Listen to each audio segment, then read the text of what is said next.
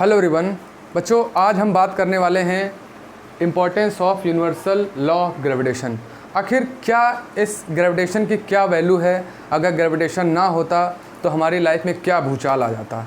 देखिए दोस्तों, बहुत बड़ा भूचाल आ जाता। मैं आपको बताऊंगा तो आप कहेंगे अरे ऐसा भी होता है। तो चलो देर नहीं करते हैं, शुरू करते हैं। लास्ट तक आप बने रहेंगे, आपको पूरा समझ में आ जाएगा क्यों ग्रेविटेशन है और उसकी क्या इंपॉर्टेंस है। अगर ग्रेविटेशन ना होता तो हम कैसे क्या हम सर्वाइव कर पाते। बड़ा इंटरेस्टिंग टॉपिक।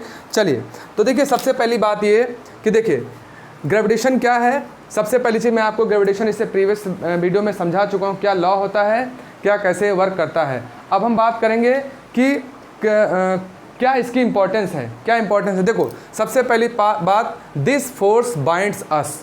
बच्चों, ग्रेविटेशन फोर्स क्या करता है, हम सबको बांधे रखता है। क्या मतलब हुआ भैया जी, कैसे बांधे रखता है। वो ऐसे बांधे रखता है कि अगर ग्रेविटेशन ना होता, सपोज कर लो ये अर्थ है, ठीक है। अर्थ हर चीज़ को अपनी तरफ अट्रैक्ट करती, तभी तो चीज़ें फिक्स है ना।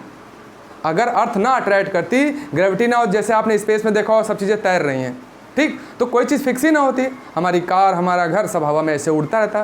तो मेन चीज़ क्या है कि ये हमको क्या करता है, दिस फोर्स बाइंड्स अस। क्या करता है बच्चों, हमको बाइंड करता है, ठीक। पहली बात ये क्या करता है, हम लोग को बाइंड करता है। अगर ये फोर्स ना होता तो हम लोग उड़ जाते, कोई चीज़ फिक्स ना होता। मेरी कार आज मेरे दरवाजे खड़ी, कल पता लगा उड़ के दूसरे घर चली जाती, तो क्या हम उसको पकड़ते, आज स्कूल यहाँ है कल वहाँ है। तो क्या करता है, बाइंड करता है। मोस्ट इंपॉर्टेंट क्या करता है, दिस फोर्स बाइंड्स अस। अब फिर देखिए, the motion of moon around earth. अगर बच्चों ये फोर्स ना होता तो क्या मून अर्थ के अराउंड मूव कर पाता है। आज अर्थ के अराउंड मूव कर रहा है, कल मूव ही नहीं कर पाता। पता लगा कल जुपिटर के पास चला गया, फिर पता लगा कहीं और गैलेक्सी में भाग गया। तो क्या करता है, बाइंड रखता है। तो ये पॉइंट याद रखना कि motion of moon around earth is just because of universal law of gravitation.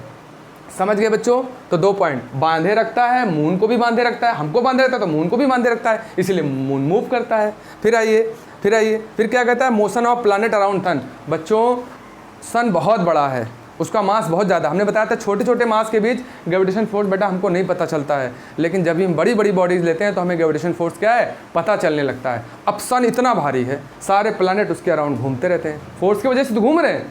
अगर ना भारी ना ये ग्रेविटेशन फोर्स होता, ना ग्रेविटेशन फोर्स होता तो क्या होता, भाग जाते सब, कोई नहीं मूव करता। फिर आज यहाँ कल वहाँ, वही बात है। तो याद रखना बच्चों, motion of planet around sun, motion of moon around earth, दो पॉइंट हो गए। फिर टाइड्स, जो समुद्र में, जो सी में वाटर का उछाल आता है ना, अप एंड डाउन, उसको टाइड्स बोलते हैं। वो भी इसी वजह से होता है बच्चों, वो भी इसी वजह से होता है। याद रखना, occurrence of tide is just because of universal law of gravitation. फिर देखिए, फ्लो ऑफ वाटर, नदियों में पानी बहता है, क्यों, क्योंकि ग्रेविटेशन है। ग्रेविटेशन की वजह से पुल होता है और वाटर फ्लो होता है, ठीक है। ये हुआ।